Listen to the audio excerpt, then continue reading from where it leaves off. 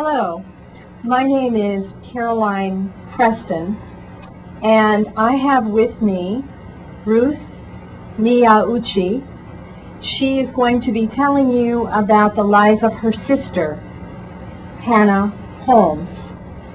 And I will interpret for Ruth because she doesn't sign, but I'm also acting as a little bit of an interviewer and a hostess, so I hope you'll understand when I switch out of my role as interpreter and look at some pictures and talk with her a little bit as well.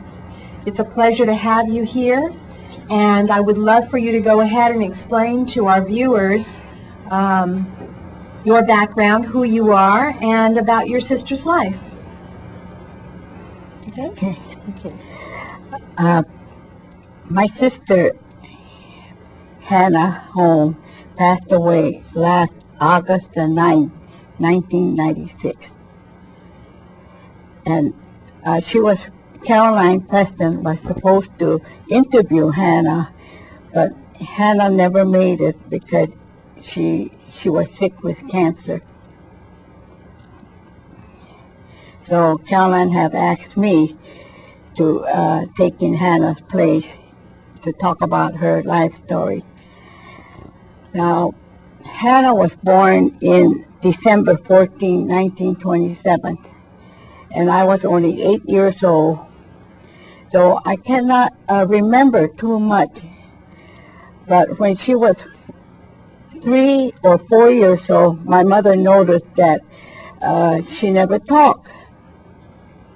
And then she took Hannah to the doctor and found out that she was deaf. So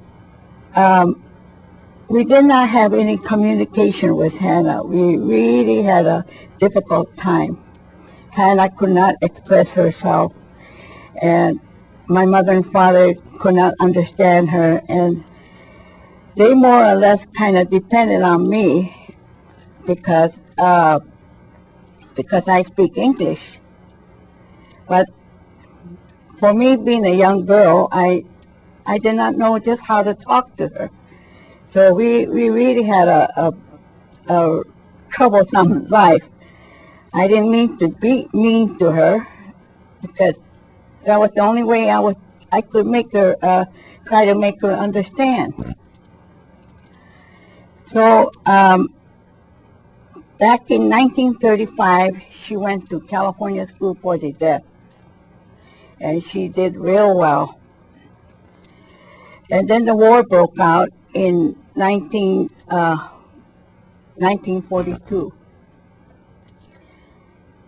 So she had a pretty rough time there because there was no school teacher for the deaf.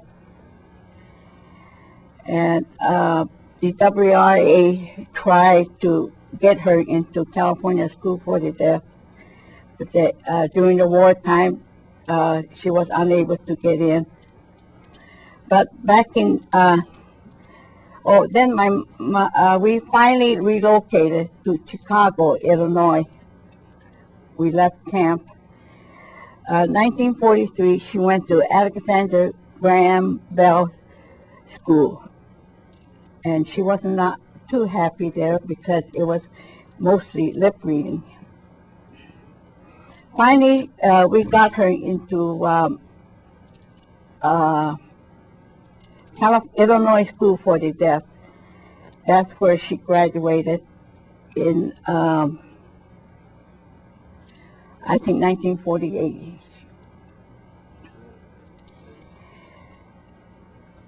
After that, I got married in 1948, so I do not know too much about my sister's life. Highlight of her life happened when she moved to California and lived with my brother, because my brother was already living in Los Angeles, California. So I really don't know too much about Hannah's life. So after she passed away, her husband Dwight gave me all the paper that she had saved and that she had worked with the redress Mandana pilgrimage, and she even went to California. She lobbied so that deaf could use the TTY. So I got all this paper here. So that's about all I could talk to you right now. But okay, that's good. Tell us a little bit about, if you remember the story about your sister during when she was at the deaf school in California when the war started. She was already in the school. What happened to her during that time? I remember very distinctly. We used to. My family lived in Sacramento, California, and California School for the Deaf was in Berkeley. So I remember my father told me that we have to go to relocation center, so we have to pick up Hannah. So I remember going on a train, and I went by myself during the wartime, and I took a train to Berkeley, and I got off at Berkeley Station and took a cab to California School for the Deaf. I went to Dr. Stevenson's office, and I told him that Hannah has to be out of school now because we are going to Mandana Center. So that part I remember. I see. What, when Hannah was involved with the program, the redress and all of that, can you give us a little bit of an idea of what she did? Excuse me, I have to look it up.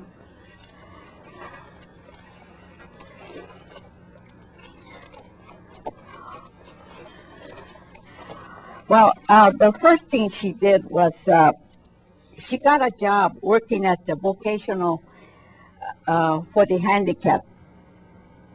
And I think she, in order for her to get the teaching credential, she had to go to UCLA. And my daughter, my second daughter named Caroline, helped her as an interpreter. So she got her credential, and during that time, I think she kind of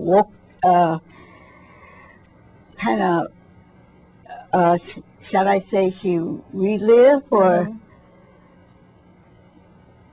and started to really look things over, investigate. She read more, and she read how things are worked out, how to get what you want.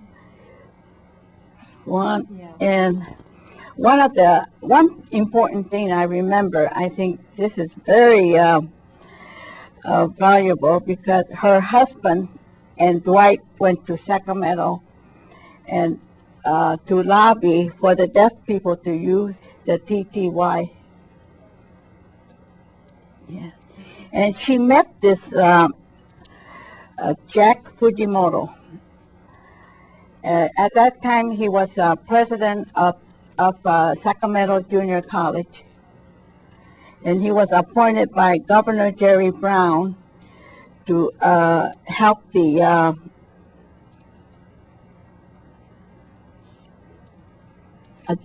California State Department of Rehabilitation. And Dr. Fujimoto was very amazed, because Hannah, being an Asian woman, and he never had experience with the deaf woman, and that Hannah was there to lobby so that the deaf people could use the TTY, and Dr. Fujimoto was very impressed with it. To me, I think that was one of the highlights Hannah ever did. Yes, that's true. Yeah. I agree. So then she got involved with some other work. Yes. Then she got involved with the redress. Now, this was some year Excuse me.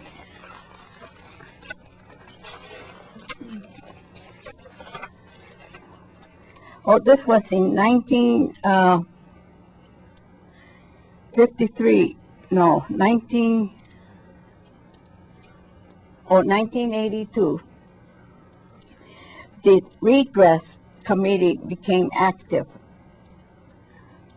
That was when for the people, for the Japanese American people that was in the relocation center, that we felt that we should be pardoned, and we should get some amount of money. And Hannah was very much involved with that, and she worked real hard with the redress. Now, Mr. William Horry,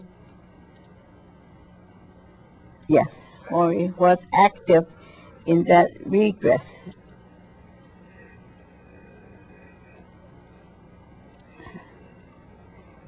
And she even went to Washington, D.C. to lobby for that too. Now, I think Mr. Horry told me that one of the conversations we had was Hannah made it possible that that each Japanese American who were in the relocation center were able to receive $20,000. That's part of what Hannah really helped. Wow, that's wonderful.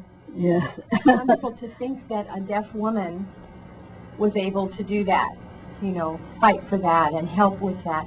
How many people were involved on that committee? I really do not know, but it was quite a bit. Hannah, to my knowledge, Hannah was the only person who was deaf. Yes. Yes, only person.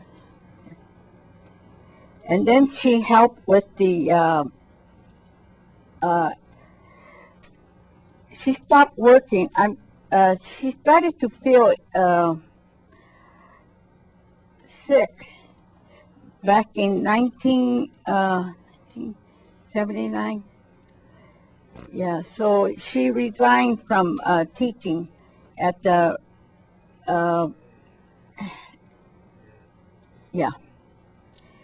teaching at the handicap school, and she got involved with the Mandanar Promenade, and she was very active in that, and she made a lot of dolls, blankets, flags, and donated to this cause. And we have some pictures here that I would like to show you.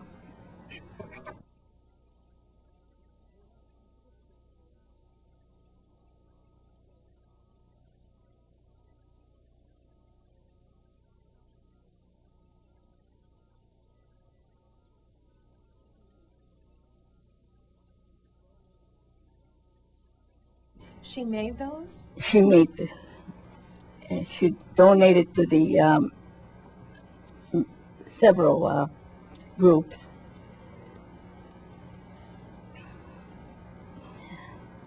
And she made quite a bit of dolls like this, who were active in the, who were famous Japanese Americans.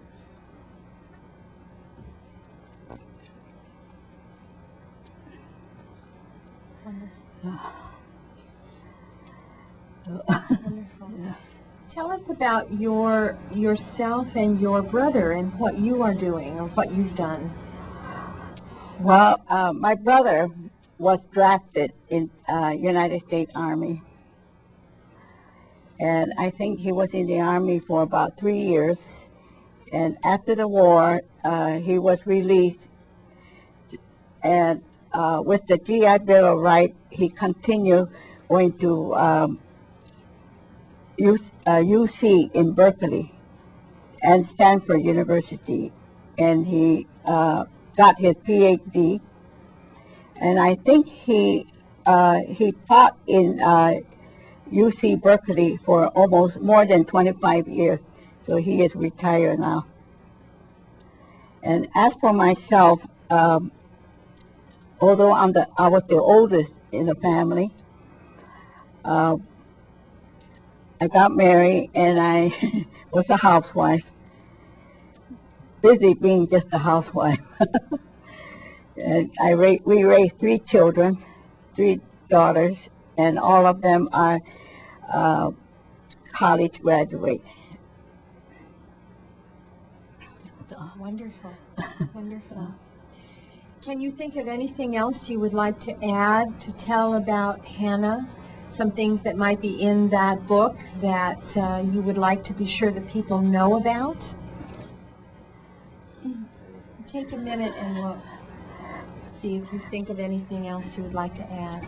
Well, as I studied this,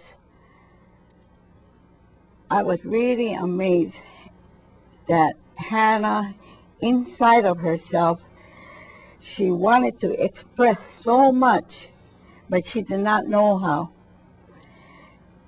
And maybe if I was an educated person, maybe I could have understand her, but I did not.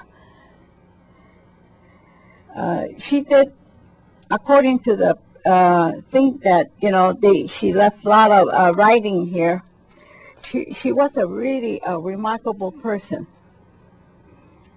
For instance, one of the lady wrote to me after Hannah passed away. She invited Hannah and Dwight to some meeting at her house. And there was a Russian citizen at that meeting, and he was in prison for so many years. And Hannah told this particular person that she wanted to meet this Russian national. And, well, there's no interpreter for the Russian. She said, well, I'm sure there's somebody that could understand Russian and English and good interpreter for her. And they found one.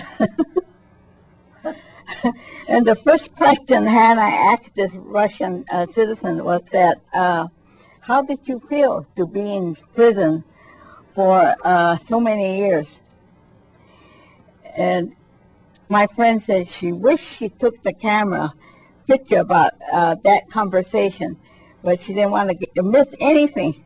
So she said she was unable to take any picture about Hannah having conversation with this Russian citizen. So that's how interesting Hannah was. Very, wanted to know everything.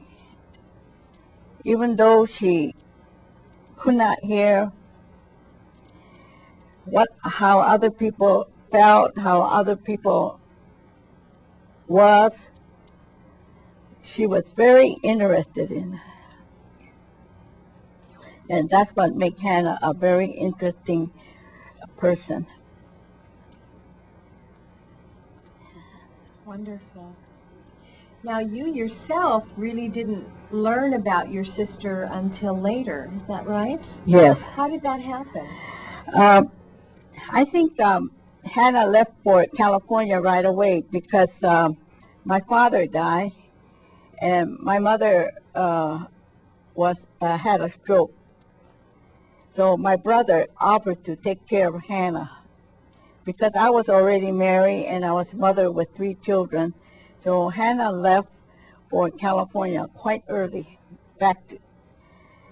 and the highlight of her life happened when I was struggling, making a living, raising the family, while Hannah lived in California. That's when the highlight was her highlight of her life. That's what happened. Yeah. And how did you learn more about your sister? Later? Later, after when she passed away.